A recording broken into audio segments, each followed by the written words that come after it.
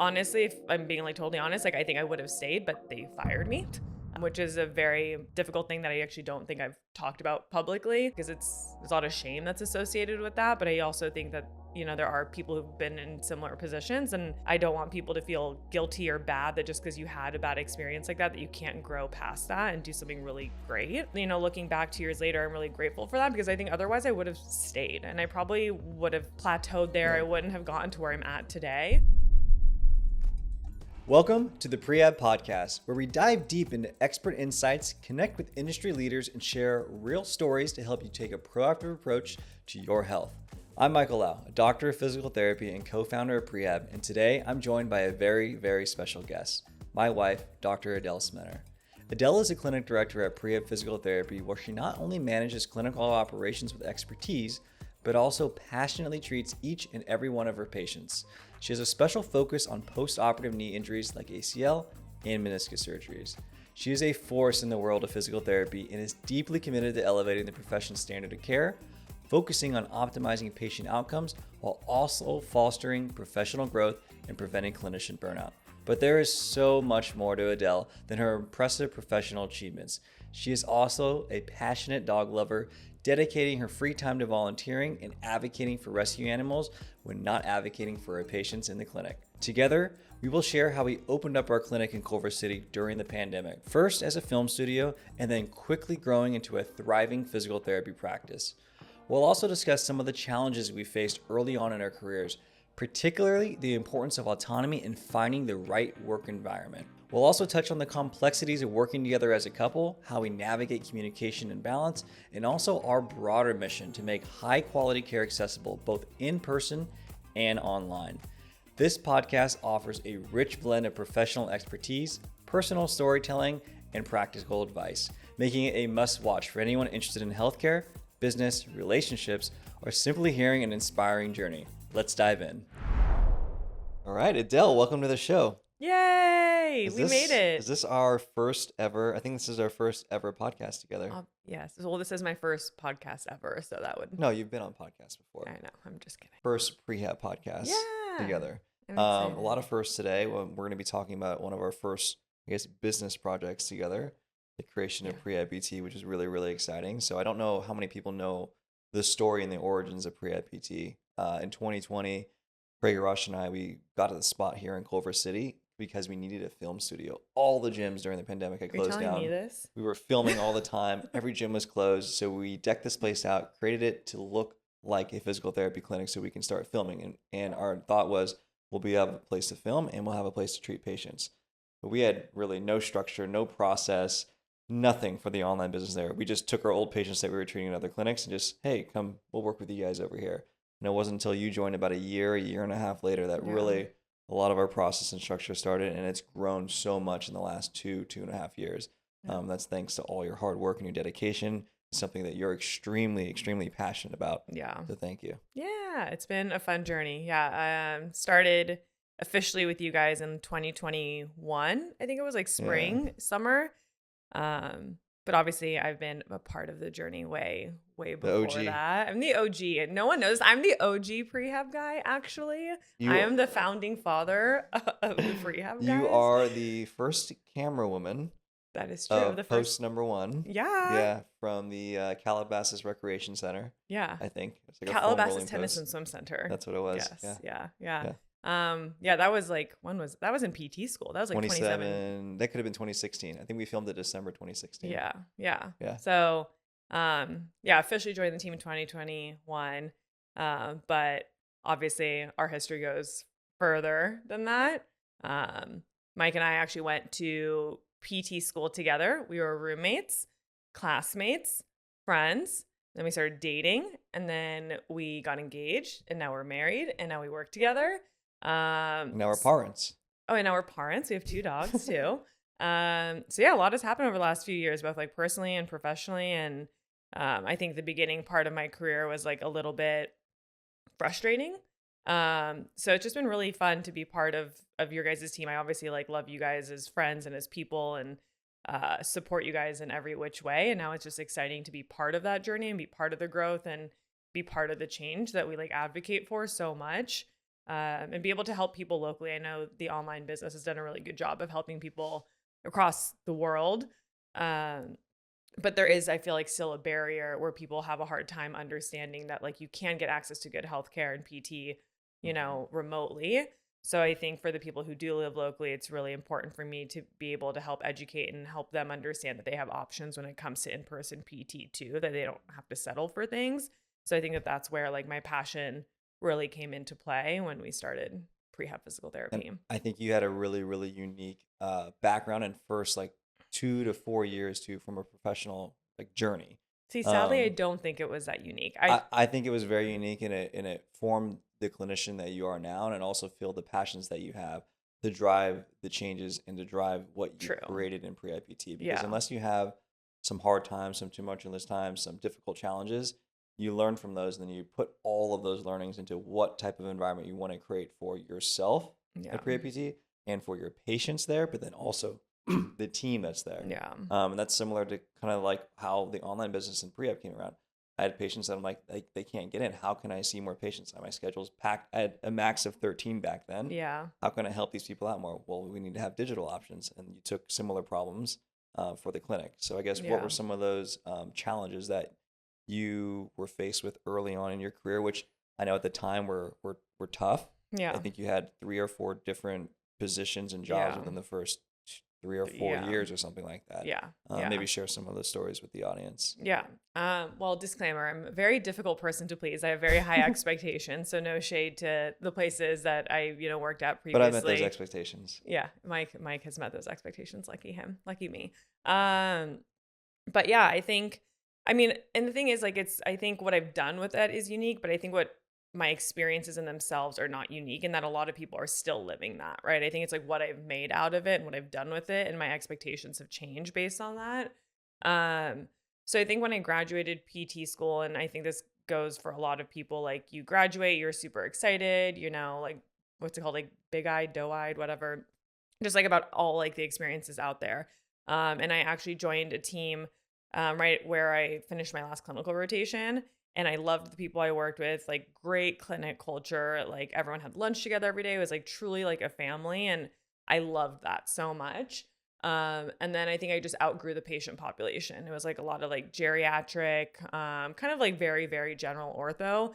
And it's funny because I never thought I wanted to work with athletes. I think I literally remember being in PT school being like, I don't even feel bad for runners. If they can run like 5 miles, like they're lucky, like blah, blah, blah, blah, blah. Like I just never understood it. You wouldn't give me crap. Like, why do you want to work with athletes? They already can run. They can already jump. Like, don't you want to help other people? I'm like, I want to help everyone I possibly can. I just feel maybe a little bit more challenged sometimes by higher level patients. Exactly. And I think that's where a selfish cognitive challenge. And so I think that's what kind of happened to me. It was like, all right, like I can only teach sit to stand so many times selfishly. Like I felt like I could do more. Like I felt capable of having bigger impacts. Not that those weren't big. Those are obviously big to those people and important. But I wanted to challenge myself more. And then, so I moved on to another position where I got to treat like a really cool population. That's where I really got like my first experience in like sports. None of my clinical rotations had that before. So that was really exciting. I got to work with like a really big team, really high level population. I learned a lot of great experiences there. I think what was difficult for me in that position was just like the lack of autonomy.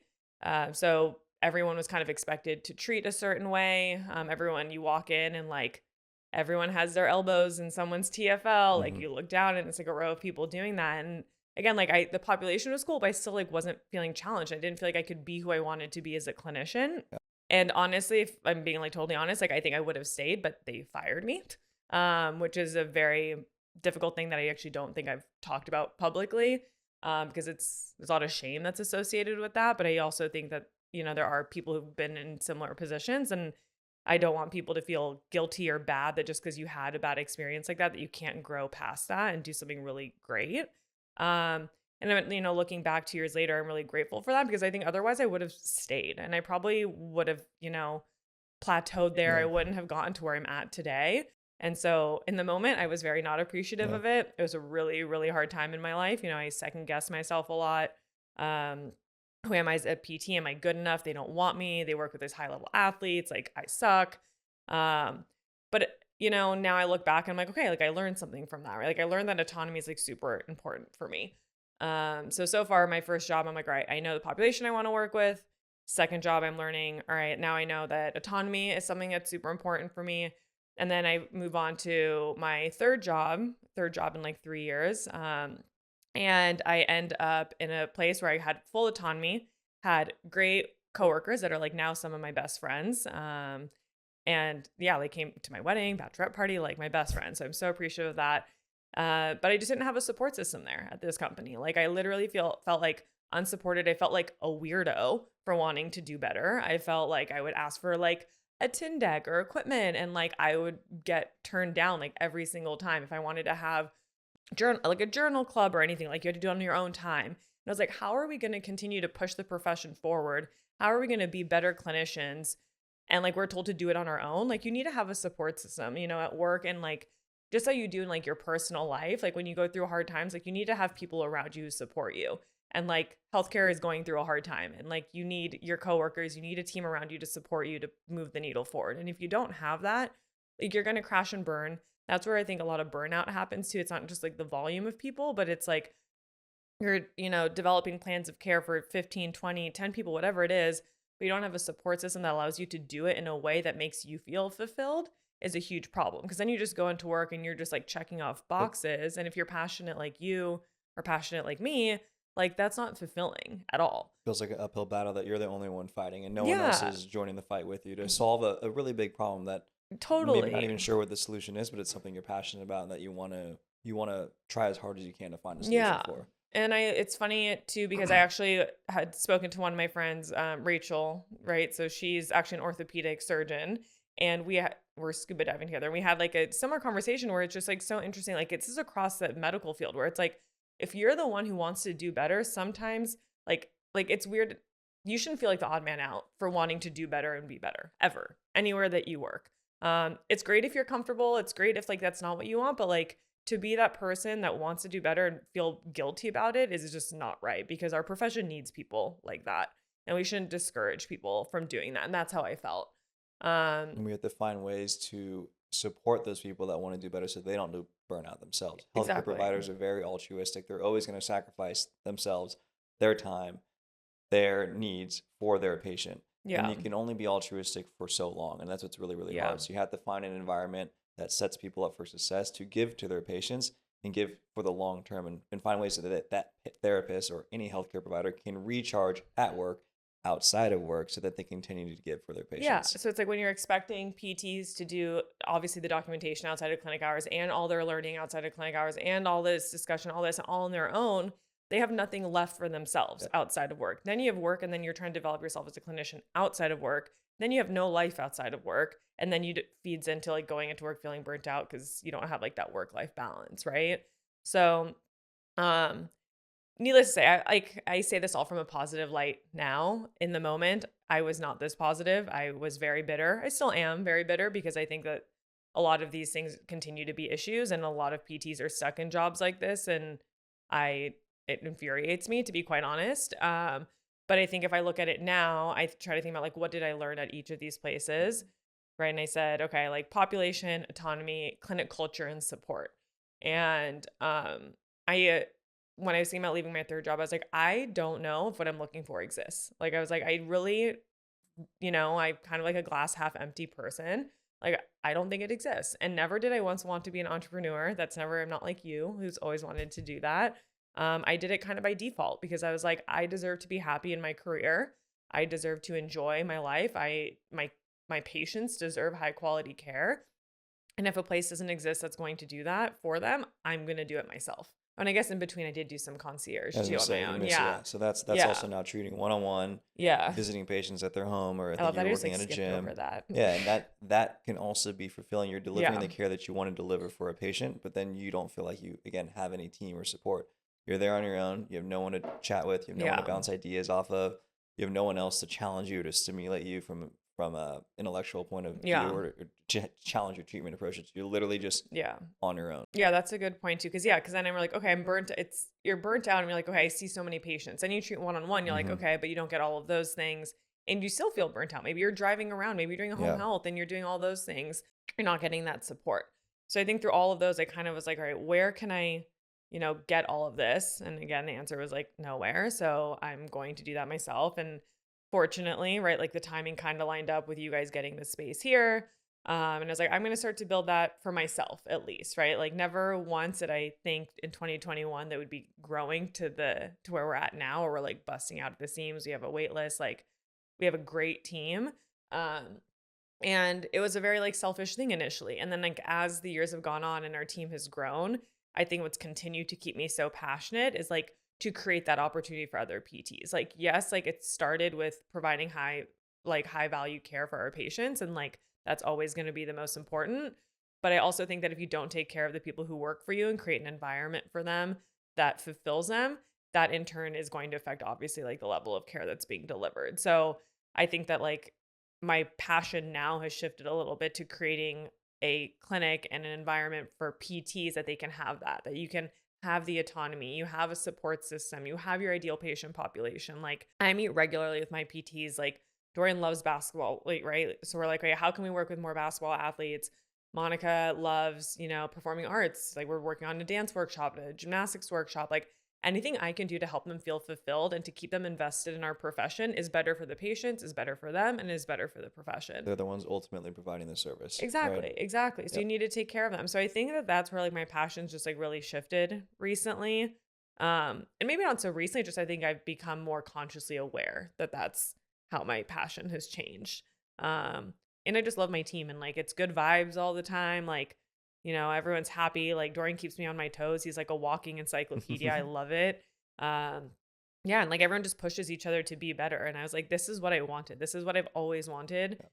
And it's just like crazy that we have it. Yeah. And we have to create things that we want to see happen in the world. And you mentioned the second one, autonomy. What I don't know if many people realize is that there's many ways to solve a particular problem, especially in musculoskeletal health. Yeah. Someone could have back pain. There's not just one approach to back pain. Digging in someone's TFL with your elbow can work for someone. It can work for, it can not work for someone else. Yeah. And being stuck in treating one way and not having that autonomy, you may find success with that, that pattern and that treatment approach for certain people, but you won't find that success with others, and you won't be continually challenging yourself and growing that way. Yeah. And having that autonomy is really, really important for the type of physical medicine rehabilitation that we do. Because it's not one size fits all. One size fits all. No. Cut this happens, or fix this. It's not a fix. It's not like a car. You don't just replace a part and all of a sudden it works. Yeah. Yeah. I think that's a really good point. Because like autonomy, like that's why that level of autonomy is important, because it directly also impacts patient results. Because if you treat everyone the same, everyone with knee pain is a little bit different. Everyone has different sensitivities, different aggravating factors, different psychosocial factors that need to be considered, that when you have 15 to 20 minutes with a patient, there's no way you're getting into, right? Yeah. So yeah, like I think there's like a lot of different things that go into that. And I'm just really fortunate and feel very blessed and lucky to kind of be where I'm at and to give people options. And I think that's the thing too, is like what I don't want people to think when it comes to like prehab PT or like really any cash-based model, like it's very easy to get into this conversation of like cash versus like insurance. Cash is better. Like cash is not better. It's expensive. Like it's definitely more expensive. It's a luxury that not everyone can afford. Insurance is a great option if you have like, like it's a low complexity issue, it's acute, it's not chronic, no real psychosocial things, like a straightforward cookie cutter plan, or even just like getting lucky and getting paired with a stellar PT might work for you, but not everyone gets that lucky, right? Some people will get paired with that PT who has no interest, has never seen an ACL, and is squeezing their quad and telling them if they skip, they can run. Like that might happen to you if you don't do your homework. So I think that the autonomy idea ties in because people need to have options. And that's what we are. We are an option. And sadly, like we're not people's first option because of the price tag that comes with cash-based clinics, which I'm sure is something that like a lot of other, cash-based clinics can relate to. But yeah, I don't know. It's something that I feel like people deserve to know, because if something doesn't work for them, I want them to know that they're not a lost cause. Exactly. Like try something else. Like you didn't fail PT might have failed you. Yeah.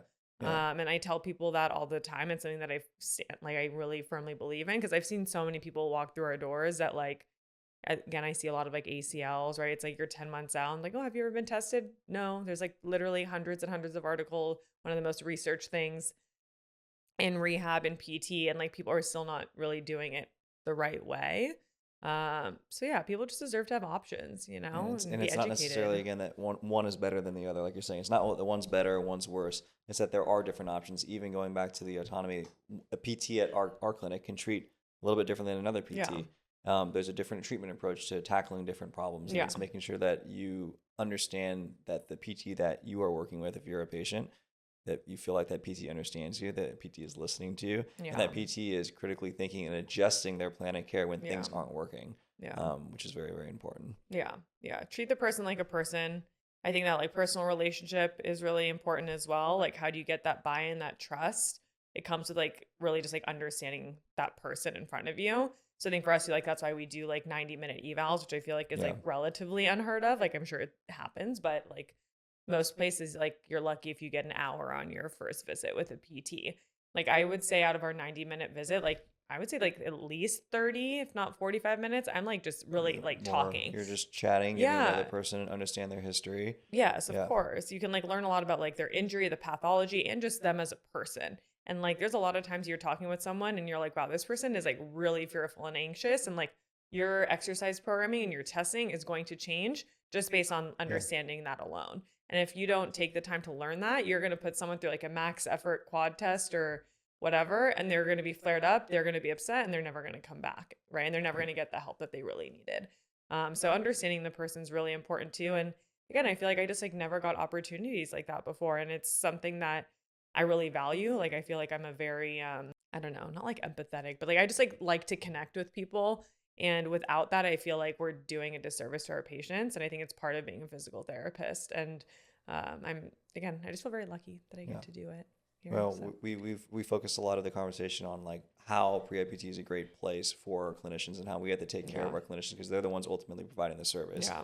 And then when it comes to PrehabPT and the service that patients can get here, we touched on the 90-minute evals, how important it is to feel like you connect with your therapist from day one. Yeah. What are some other things that we offer at PrehabPT or that we're able to provide an environment for our patients that you feel like really elevates the standard of care that they get as a patient? Ooh. Outside of our 90-minute evals? I mean, I think it's similar answers where it's like, I think we just like are so invested in the person. Like, we're in it with you. Like, I think all of us like really like look at like that therapeutic alliance of like the patient with the therapist. Like, we're in it together. We have like constant communication with the patients, not too constant. Like, please don't text us in the middle of the night, obviously. Unless you're a certain patient who sends me photos of her doing random things and I love her for it. But anyway, I think having a good like therapeutic alliance with the patient, a good relationship with like referral sources, I think is also really important. Something that we've really honed in on. I think a lot of the people like we see who have like failed PT in the past, like it's because like their doctors are telling them like you haven't met this, you haven't done that, whatever. And so we try really hard to communicate with whoever is like referring the patients to us so that they feel confident and comfortable that we're all on the same team. We're all working towards the same goal. Because I think it's important to understand that like doctors have their specialty and physical therapists have theirs, right? And it's important that everyone respects each other and where they're placed in that team. So again, like I think people come in here and leave walking out like they have a whole team behind them. They're not in their rehab. Yeah. They're not doing their rehab alone. Like, your doctor knows what's going on. Their PT knows what's going on. They have a customized program that's like, they can follow through an app. Like, we try to minimize barriers and make it as easy for them as possible. Like, one of the things that I talked to back to the eval is like, what equipment, like one of my most important questions, like what is realistic for you? Like, what do you have equipment? What access do you have? Do you like going to the gym? Do you like working out at home? How many days a week? Are you someone who likes to work out every day for 20 minutes? Or would you rather have like a 1-hour program 3 days a week? And I really try to meet them where they're at, because I think so many times we try to force this narrative of like what we think and know is best. Or what the literature says you need to do. Oh yeah. Like, when you stop dropping articles on people and like just to show how smart you are, like that's usually not what the person needs. Like, yeah, maybe like one, but But yeah, so I think that that's like something that really is helpful for people. I think when you walk in here, the environment is really positive. Again, like I think everyone working here is happy, and therefore people can feel that. We have a little weekly win board now that we just put up to help people keep motivated. Yep. Yeah, which is There's exciting. Some awesome wins on the board. We thought that they were going to be all physical types of wins, like I can walk again, I can stand, I can kneel. And there's some funny ones on there. Yeah. My patient decided like he can make tikka masala. He did not understand the assignment, but like, bring me your tikka masala. I had another patient who has enough knee flexion to to go on her squatty potty. That's great. You know, Squatty potties are great. They really are. So I think it's just like cool. And again, like rehab's like a long process. So finding little ways to keep people motivated, invested, see the little wins, because progress doesn't happen overnight, you know, and it's really hard. And you know that you're dealing with your back injury. I am dealing with the back thing too. And so I think if we can remind ourselves along the way of like the small things and be a little bit more appreciative, that sets the standard moving forward. And it's, again, very funny because I'm not like this in real life, only when it comes to PT. I'm very not a positive glass half full. I always tell my patients that. I was like, if you meet me on the street, I will probably be the most cynical person you've met. But when it comes to PT, you got to be positive. Yeah. It's important. I don't know how. I don't know how it happens, but yeah. Pause. What? Pause? Like dog pause? Or pause like P-A? P-A-U-S-E. Yeah, you saying you are a positive person with your patients and normally not the most positive, I think is a very accurate statement. We've known each other throughout many different types of, as you can say, relationships, and being able to separate maybe how you are as a professional at work versus how you are as a person at home, I think is really, really important, especially if you work with your significant other or spouse, or if you're thinking of working with your significant other or spouse. Yeah. We've now been working together for 2.5 years. Yeah. And there's definitely a lot of learning that went into it, figuring out, okay, what type of topics can we talk about? When is the best place?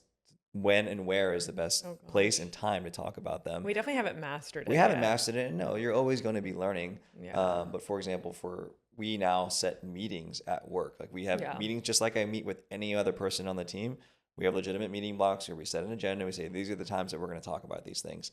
Of course, there are times when we're both passionate about a topic and we're going to talk about it at home. Yeah. But we try to talk about the at work in this work setting and not bring home that work with you. Yeah. It's a lot easier said than done when you're really passionate about the work you're going to bring it home with you. Yeah. Yeah. I think we've tried a lot of different strategies, and like it's kind of cool too, right? Because it's like we're both very passionate people. So I think it's like unrealistic to think to keep it at work all the time. But those lines can get very blurred. I think at one point we were like, okay, we'll set a timer when we get home. We only can talk that for like a month. Yeah, like and literally timer goes off and we like just keep going. Yeah, that one didn't work too well. That strategy did not work. But yeah, I do think having the meetings at work are better because it allows us to like kind of delineate a little bit. And I think both of us do struggle with like work-life balance, you know? We're very passionate. And I think it's something that a lot of PTs, to your point, like we're always willing to give, and that's just in our DNA.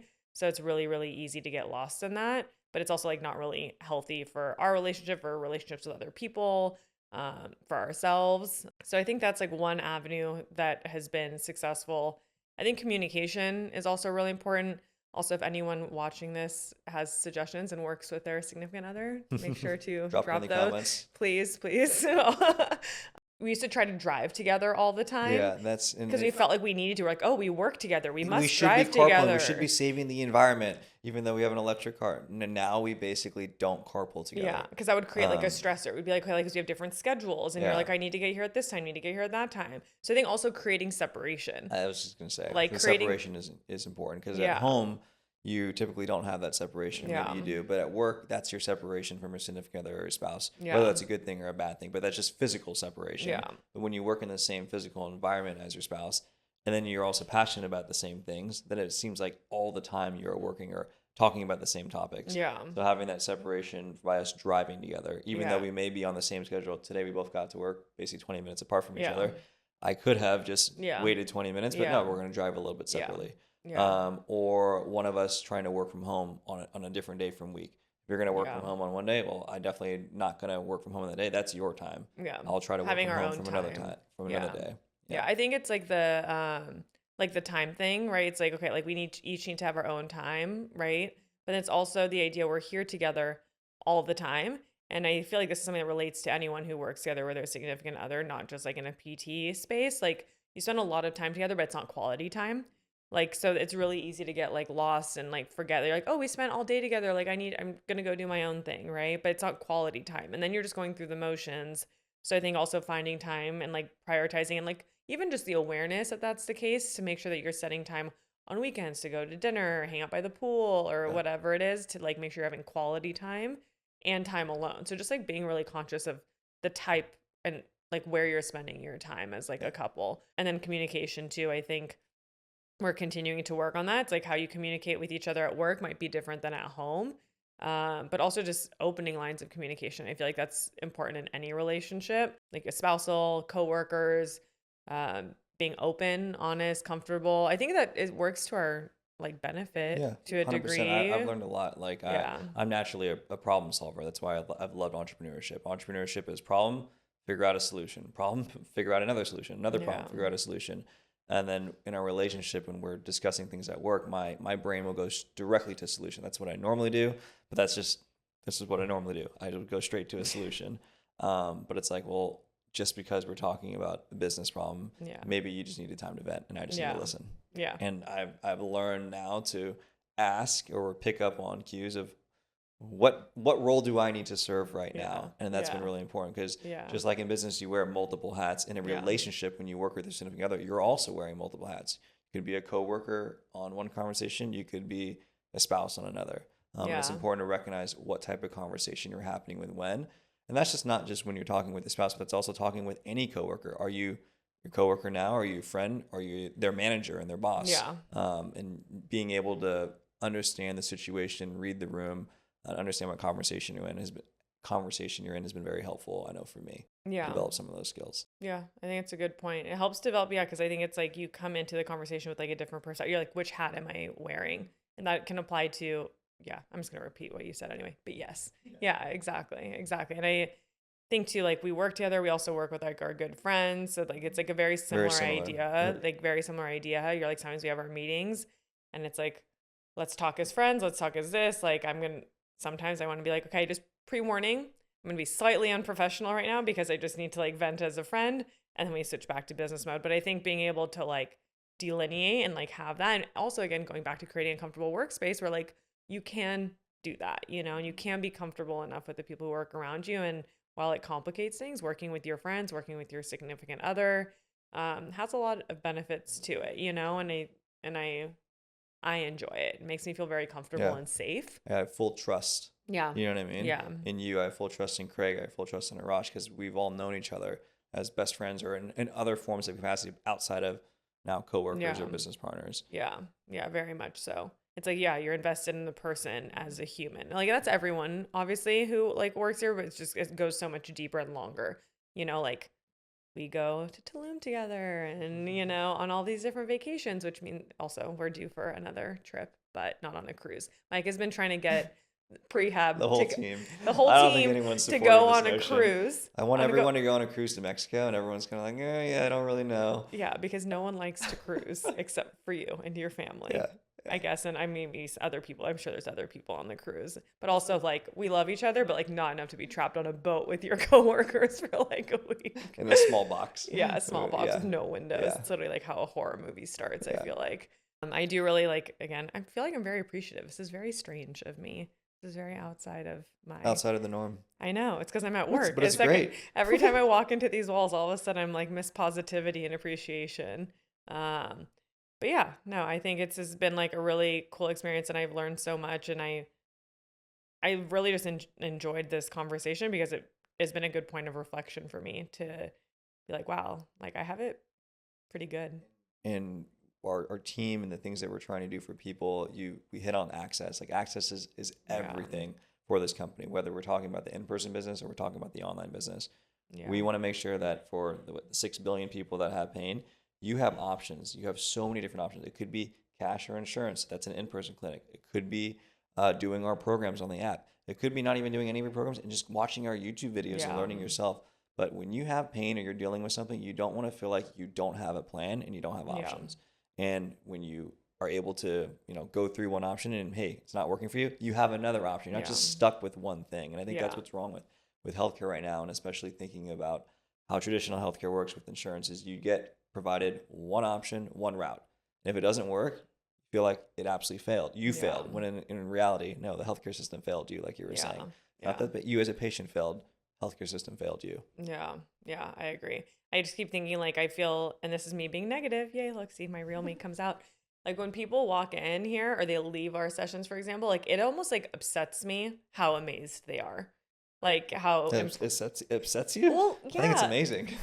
Yeah, I'm sure, but like it upset. I'm like, why is this so outside of the norm of what you're used to? Yeah. You know, I'm like, why is it that like, oh my God, you get an exercise program with videos? Yeah. What? I'm like, I'm sorry. Like, have you been trying to learn how to deadlift from a stick figure? Yes, unfortunately. Well, yeah. I mean, luckily it's also a lot of straight lines, so it's like Yeah. maybe not the best example, but like, yeah, like it like upsets me. And so I think like the idea of access and like being able to just, it's so important that more people do what we're doing. Like if people are out there thinking about entrepreneurship or anything, like I feel like do it because like our healthcare system needs you guys, needs people, because Lord knows, like, you know, our certain groups are not really doing it right now for our field. Maybe doing it in their own way, but really not moving the needle forward. And we're failing people, you know? And we have to continue to find a place that can support our therapists Yeah. so that they can provide good quality care to our patients, Yeah. or like you're saying, drive other forms of entrepreneurship, other ideas that you may have that you can help people remotely or through digital solutions like what we're doing on the online business. Yeah. Ultimately trying to allow people to have access and options. Yeah. I think it's important. I think, you know, we're doing the best we can, like, you know, and doing it different ways. Like I'm doing it in person. You're doing it more with the online business, but like, at the end of the day, like working towards the same mission, same goals. And I love it. And I want more people to do it. Yeah. Yeah. It was great chatting with you. First podcast in the books. Yay. Let's do it again sometime. Yeah, of course. Okay. Where can the audience find you? You can find me here at Prehab Physical Therapy in Los Angeles, California. And what about online? Online on Instagram at NotYourBasicPT. That's basically it. I don't do the X-verse or whatever, Facebook, just Instagram. Or you can find me at the West LA Animal Shelter because I do volunteer there too. Do lots of volunteering there. So thank you again for coming on the show. If you guys have any questions, the audience, please drop it as a comment. If you have any topics that you'd like for us to talk about in the future. And thank you for watching.